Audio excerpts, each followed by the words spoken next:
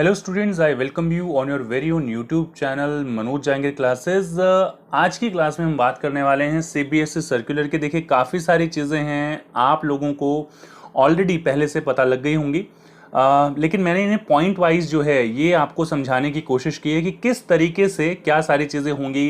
Exams अगर retest होता है तो प्रोसेस क्या होगा। मैं बोर्ड एग्ज़ाम्स की बात करूँ, क्लास 10th और 12th की। तो जो सीबीएसई का सर्कुलर आया है उसको मैंने एक बहुत सिंपल तरीके से आपको समझाने की कोशिश की है। आई नो वीडियो थोड़ा सा लेट है, लेकिन आई होप आपको ये हेल्प करेगा इन सारी चीज़ों को जो सीबीएसई ने सर्कुलर इशू किया है उन सारी चीज़ों को पॉइंट वाइज समझने की।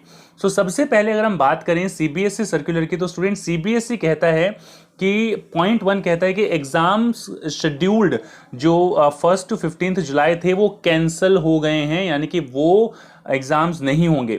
पॉइंट 2 की बात करते हैं स्टूडेंट्स। जैसे कि आप सबको पता है, पॉइंट 1 तो क्लियर है कि एग्जाम्स नहीं होने वाले हैं और मुझे इसकी पॉसिबिलिटी पहले से ही थी, बट वीडियो नहीं बना पाया इस पर, दैट्स अ डिफरेंट थिंग।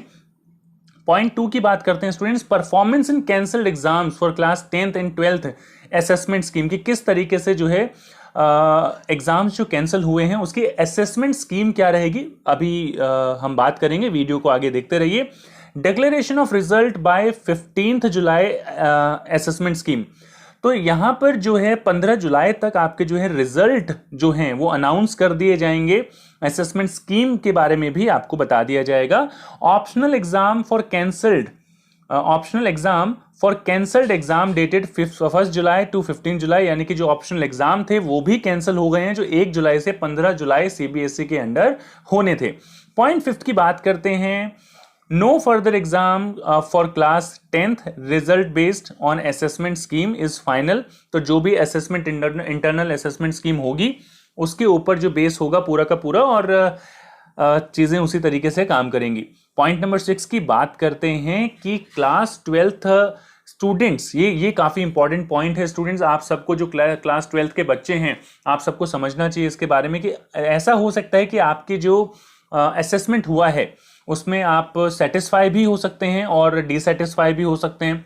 तो रिजल्ट डिक्लेरेशन के बाद आपके पास ये ऑप्शन अवेलेबल है कि अगर आप चाहें तो ये एग्जाम जो है दोबारा दे सकते हैं। तो रिजल्ट डिक्लेयर होने के बाद एग्जाम आप दोबारा से दे सकते हैं। 7th पॉइंट की बात करते हैं कि असेसमेंट स्कीम क्या होगी। लेकिन 7th पॉइंट से पहले यहां पर एक 4th पॉइंट में हमसे थोड़ी सी गड़बड़ हो गई, एक छोटा सा पॉइंट छूट गया है। यहां पर अगर हम बात करें 4th पॉइंट में, तो एज यू कैन सी कि optional exams for cancelled exam dated, उसमें यह हो सकता है कि अगर कोई जो ऑप्शनल एग्जाम है वो हो सकते हैं अगर कंड्यूसिव कंडीशन रही जो असेस और डिसाइड किया जाएगा सेंट्रल गवर्नमेंट के थ्रू। तो यहां पर कंड्यूसिव कंडीशन क्या होती है? कंड्यूसिव मतलब कि जिस तरीके से कोरोना स्प्रेड हो रहा है अभी, मुझे नहीं लगता कि आगे आने वाले 1 महीने और में भी, यानी कि अगस्त तक भी आपकी कोई कंड्यूसिव कंडीशन जो है सीबीएसई को देखने को मिलेगी। इंप्रूवमेंट एग्जाम जो है वो असेसमेंट स्कीम आपको बता दी जाएगी, उसके बेसिस पे सारी चीजें होंगी। 7th पॉइंट की यहां पर अगर मैं बात करूं असेसमेंट स्कीम कैसे रहेगी, तो असेसमेंट स्कीम के लिए भी सुन लीजिए स्टूडेंट्स। पहला, students whose all exams are completed result declared on performance basis. पहला वो कैटेगरी है, ये 7th पॉइंट में बता रहा हूं मैं, असेसमेंट स्कीम है स्टूडेंट्स। असेसमेंट स्कीम में पहला पॉइंट है कि अगर आपके सारे एग्जाम्स हो चुके हैं, जैसे साइंस के कुछ बच्चे हैं, ह्यूमैनिटीज के कुछ बच्चे हैं, जिनके सारे एग्जाम्स हो चुके हैं, तो उनका परफॉर्मेंस बेसिस पे ही रिजल्ट डिक्लेयर किया जाएगा। सेकंड है, students appeared in more than 3 exams average marks under assessment scheme. अब जैसे कॉमर्स के स्टूडेंट हैं कुछ, जिन्होंने सारे पेपर्स दे दिए हैं, यानी कि सारे एग्जाम्स उनके हो चुके हैं, बीएसटी का एग्जाम बाकी है, तो 3 से ज्यादा उनके एग्जाम हो चुके हैं, तो average marks under assessment scheme in best 3 exams, इसको भी मैंने आगे एक्सप्लेन किया है, तो आप बने रहिए वीडियो में। तो असेसमेंट के मतलब असेसमेंट स्कीम में ये बताया गया है कि 3 जिसमें अच्छे जो मार्क्स होंगे बेस्ट 3 एग्जाम्स के, उनका एवरेज आपका लगाया जाएगा। किस तरीके से निकालेंगे एवरेज बताया गया है वीडियो में, आगे बने रहिए हमारे साथ। असेसमेंट स्कीम में पॉइंट सी है। पॉइंट सी क्या कहता है कि students appeared in 3 exams average marks under assessment scheme in best 2 exams. तो यहां पर अगर 3 एग्जाम ही हुए हैं, जैसे 12th में हैं आप और आपके 3 एग्जाम्स ही हुए हैं, उसमें क्या होगा, उसमें आपके 2 बेस्ट जो सब्जेक्ट में मार्क्स आएंगे, उनके बेसिस पे बाकी सब्जेक्ट्स में आपके एवरेज मार्क्स लग जाएंगे। आई होप ये चीज क्लियर है आपके। इसके बाद बात करते हैं पॉइंट नंबर डी की। तो पॉइंट नंबर डी हमें ये कहता है कि स्टूडेंट्स अपीयर्ड इन 1 और 2 एग्जाम्स, ये स्पेशल केस है नॉर्थ ईस्ट दिल्ली स्टूडेंट्स का।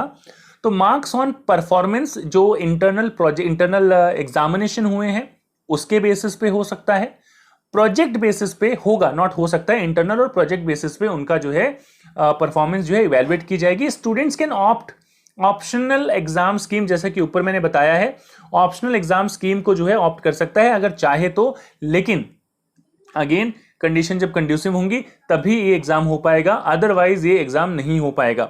अब यहां पर कुछ पॉइंट्स हैं जो आपको रेलेवेंट पॉइंट्स हैं जो कंसिडर करने चाहिए। According to point 1, as per notification exams are cancelled that are supposed to be held between, ये cancel हो गए हैं। according to point number 2, assessment of performance of students जो है यहां पर कह रखा है कि cancelled exams are routed to point 7, जो मैंने अभी आपको बताया असेसमेंट स्कीम में, जो यहां पर मैं एक्सप्लेन कर चुका हूं कि ये A point B, point C, point D, तो ये सारी चीजें मैं आपको बता चुका हूं यहां पर। आई होप आपको यहां पर कोई प्रॉब्लम नहीं होगी। तो ये सारा असेसमेंट प्रोसेस जो फॉलो किया जाएगा। According to point 3, result declaration होना है 15 जुलाई को, जो है 15 जुलाई तक आपका रिजल्ट आ जाएगा, क्योंकि बच्चों को कॉलेज में भी एडमिशन लेना होता है। डीयू के जो प्रोसेस डीयू का, वैसे तो 15 जुलाई तक डीयू की क्लासेस स्टार्ट हो जाती है, लेकिन due to this corona pandemic शायद इस बार जो है डिले हो जाएगा क्लासेस में। चलिए आगे बात करते हैं पॉइंट नंबर 4 की। काफी बार बच्चे पूछते हैं कि सर क्या लगता है कि 15 जुलाई तक रिजल्ट आ जाएगा? जी हाँ, आ जाएगा, कोई प्रॉब्लम नहीं है, मेरे ख्याल से आ जाना चाहिए।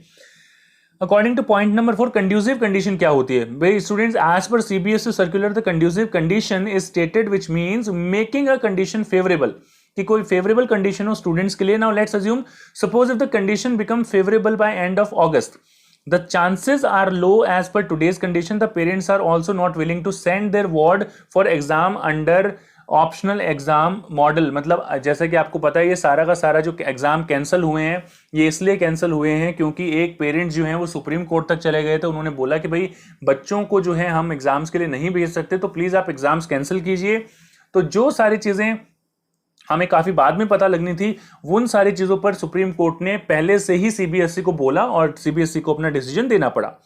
इसके बाद बात करते हैं कि यहां पर पहला पॉइंट है कि authorities to plan and update how much time does they take to announce the date for the exam under optional exam model. तो ये अभी आना है, बताएं, सीबीएसई बताएगा इसके बारे में, so that students who are planning to opt point 4 यानी कि इंप्रूवमेंट अगर कोई बच्चा देना चाहे तो उसके लिए वो तैयारी कर सके।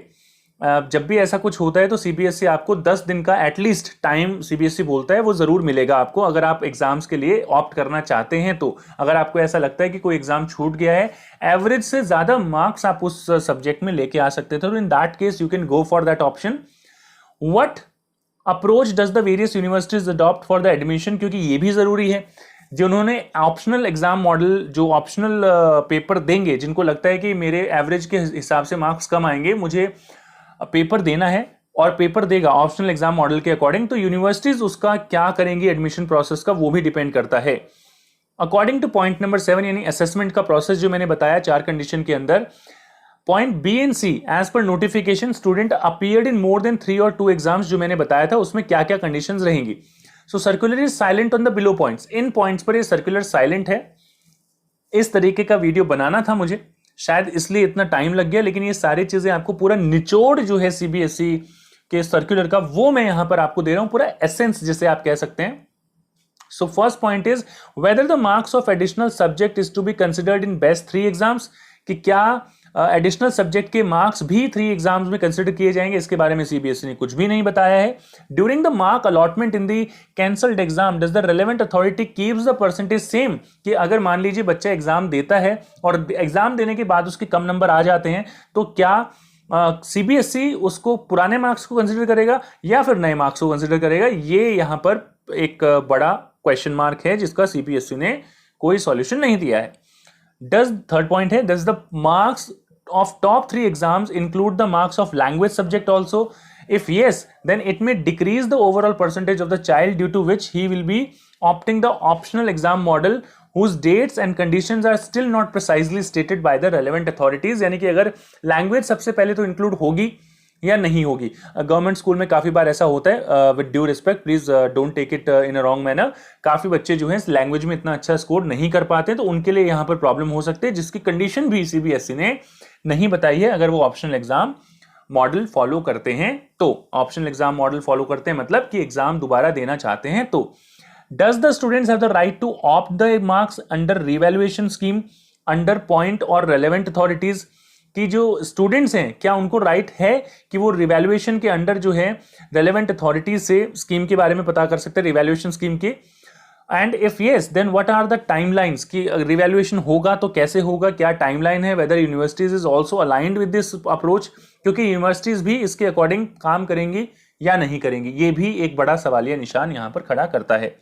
तो ये पॉइंट्स हैं यहां पर जो आपको मेरे ख्याल से समझने जरूरी हैं। अकॉर्डिंग टू पॉइंट 7 सब point D, students appeared in only 1 और 2 exams, north east Delhi students के बारे में बात कर रहा हूं।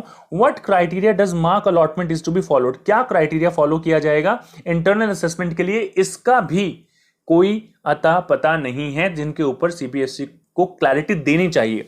इंपैक्टेड पेपर्स कौन से हैं? The papers that are affected due to कोविड-19 are legal studies, shorthand, food production, Punjabi, Tamil, Telugu, Marathi, Hindi, language, IP यानी informative practice, computer science, geography, BST, home science, biotechnology and sociology. Business studies commerce के बच्चे हैं, अलग से हाईलाइट किया हुआ है इसलिए। तो ये पेपर हैं जो पेपर होने थे और नहीं हुए। Impacted stakeholders in commerce students. So point A कहता है कि introduction of Indian economic development topic in year 2019 to 20 curriculum में affect the economic subject score of the student. जी हाँ, क्योंकि ये पहली बार ऐसा हुआ है कि इंडियन इकोनॉमिक डेवलपमेंट का पेपर जो है बच्चों ने दिया है, तो उसकी वजह से शायद ऐसा हो सकता है कि इकोनॉमिक्स में उनके मार्क्स थोड़े कम आए। इवन सीबीएसई बार बार ये बात बता चुका है कि सीबीएसई जो है बहुत जो है लिबरल जो है चेकिंग की है, इस बार करेगा, और आप 5% के हिसाब से, तो 10% तो ज्यादा हो जाएगा, 5% के हिसाब से जो है अपने मार्क्स ज्यादा मान के चलिए, ये सीबीएसई आपको अश्योर कर रहा है। पॉइंट बी कहता है business studies is considered to be scoring in marks allotted based on the top 3 and 2 average models में affect the overall percentile of the students, की स्टूडेंट का ओवरऑल परसेंटाइल इंपैक्ट हो सकता है। We should also keep in mind the mental status of the student, specially of commerce, क्योंकि commerce के बच्चों का बीएसटी का एग्जाम रह गया है, और ऐसा माना जाता है कि बीएसटी के एग्जाम में ये एक स्कोरिंग सब्जेक्ट होता है जो बच्चे काफी आसानी से अच्छा स्कोर कर सकते हैं, तो उनकी एवरेज परसेंटेज ये बढ़ाता है। यहां पर बीएसटी का एग्जाम ही नहीं हो रहा है, तो that is also a big problem for the commerce student, as they are still not sure about what step they should opt. उनको अभी भी नहीं पता है कि क्या स्टेप जो है लेने चाहिए। अब चलिए बात कर लेते हैं कि किस तरीके से एवरेज मार्क्स जो है लगेंगे। तो जैसे मान लीजिए यहां पर ये है कि example based on top 3 marks in assumption 1 कि having good score in economics, कि इकोनॉमिक्स में आपके अच्छे मार्क्स हैं। सपोज स्टूडेंट जो है 95 अकाउंट्स में, इकोनॉमिक्स में 85, इंग्लिश में 65 और मैथ्स में 62 मार्क्स कोई लेके आया है। अब क्या करेंगे स्टूडेंट्स, उसका जो भी बेस्ट हैं, considering the marks of English as language. अगर आप लैंग्वेज को कंसिडर कर रहे हैं एज ड्यूरिंग एडमिशन, यूनिवर्सिटीज जो है वो लैंग्वेज, एक लैंग्वेज आपको बोलती हैं कि आपको रखना है जब भी एवरेज बेस्ट 4 आपको लिया जाता है। तो यहां पर अगर आप यहां पर ये एवरेज कैलकुलेट करते हैं तो यहां पर अकाउंट्स में 95, इको में 85, इंग्लिश में 65, 81.65% बनाता है। 95, 85, 65 को ऐड करेंगे 245 आएगा, डिवाइडेड बाय 3 करेंगे 81.65 आ जाएगा आपका। Since the circular is silent in this respect of maintaining the same percentage as top 3 exam marks, this approach will impact the overall percentage of student and marks for pending business studies exam shall be 79। तो इस तरीके की approach रहती है, तो उसमें 70 marks जो हैं यहां पर बच्चे को मिल पाएंगे, मिलेंगे। लास्ट पॉइंट है example based on 3 marks with assumption that having less score in economics। तो इकोनॉमिक्स में अगर बच्चे को कम मार्क्स मिले तो जैसे आईईडी, इंडियन इकोनॉमिक डेवलपमेंट यहां पर आया है, कॉमर्स वालों के लिए ये काफी इंपॉर्टेंट चीज है, तो समझना जरूरी है। Suppose the student scored 95 in accounts, eco में 70 और इंग्लिश में 65 एंड मैथ्स में 62। तो considering the marks of English as language subject as during admission in universities, English के मार्क्स को इंक्लूड किया जाता है। तो यहां पर क्या है, now as per average approach model accounts में 95, इको में 70 और इंग्लिश में 65 ये कंसिडर किया जाएगा। तो टोटल अगर आप करेंगे एवरेज आ जाएगा 76.65%। अब सीबीएसई सर्कुलर क्योंकि साइलेंट है इसके बारे में, in this respect of maintaining the same percentage as of 3 exam marks, this approach will impact the overall percentage of the students. और स्टूडेंट को सिर्फ बिजनेस स्टडीज का जो एग्जाम पेंडिंग है उसके अकॉर्डिंग सिर्फ उसको अराउंड 75 मार्क्स उसके लगाए जाएंगे। एंड जी हाँ, लॉस हो सकता है, प्रॉब्लम हो सकती है, प्रॉब्लम होगी। तो आई थिंक सीबीएसई को जल्दी से जल्दी इन सारी चीज़ों को सॉर्ट आउट करना चाहिए, सॉल्यूशन प्रोवाइड करना चाहिए, सो दैट जो स्टूडेंट्स अभी जो डिप्रेशन में हैं इसकी वजह से उनका कुछ यहाँ पर हो सके। तो ये सारी चीज़ें थी इस पूरी पूरे प्रोसेस के बारे में। आई होप आपको समझ में आया होगा। डिस्क्रिप्शन में कोशिश करूंगा कि ये पूरा का पूरा जो पीडीएफ है मैं आप लोगों को शेयर करूं, सो दैट आप लोग भी अगर कोई काम है इसमें, कोई आप गो थ्रू करना चाहें किसी पॉइंट से, तो बहुत अच्छे तरीके से आप इसमें गो थ्रू कर सकते हैं। आई होप आज का वीडियो आपको अच्छा लगा होगा। अच्छा लगा लाइक जरूर कीजिए, शेयर कर दीजिए अपने फ्रेंड्स के साथ, और वीडियो को लाइक करना ना भूलिए। शेयर कर दिया है आपने, और सब्सक्राइब कर लीजिए चैनल को इसी तरीके से लेटेस्ट अपडेट्स के लिए। मिलते हैं किसी और वीडियो में। Till then take care, good bye and keep watching Manoj Jahangir classes. Thank you all of you.